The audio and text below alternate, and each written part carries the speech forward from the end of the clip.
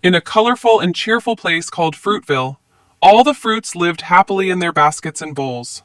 But among them was one very round, very green, and very heavy fruit, Gudu the watermelon. Unlike other fruits, Gudu had a dream, a big dream. He wanted to fly. Every day, Gudu looked up at the sky, watching the birds flap and soar freely. With eyes full of wonder, he'd sigh and say, "I wish I could fly too." The other fruits would laugh at him. Apples giggled, oranges rolled away in amusement, and grapes snickered from the vine. "Watermelons don't fly," they would say. But Gudu had one true friend, a quirky, curvy yellow banana named Papu. Papu was small in size but big in imagination. When he heard Gudu's dream, he didn't laugh. Instead, he clapped and said, "If bees can fly, why can't you? Let's make it happen."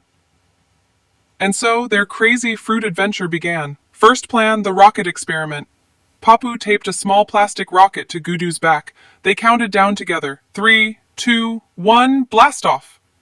The rocket fizzled, sparked, and made a dramatic whooshing sound. But instead of launching, Gudu just sank 1 inch deeper into the ground. Papu scratched his head and mumbled, maybe the rocket was too small." Second plan, the balloon dream. This time, Papu brought 50 helium balloons and tied them carefully around Gudu. The balloons began to rise. Gudu lifted slightly off the ground. "It's working!" they both cheered, but then, pop, pop, pop. One by one, the balloons exploded with loud bangs, and Gudu fell like a giant fruit meteor straight onto Papu. Thud! A perfect fruit sandwich. Now both friends were lying side by side on hospital beds with bandages and bruises, still smiling.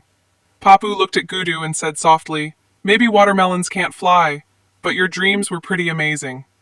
Gudu smiled back and replied, "And dreams are even better, when you have a friend who believes in them." And so, Gudu didn't make it to the sky, but with Papu by his side, he reached something even better, a friendship that soared.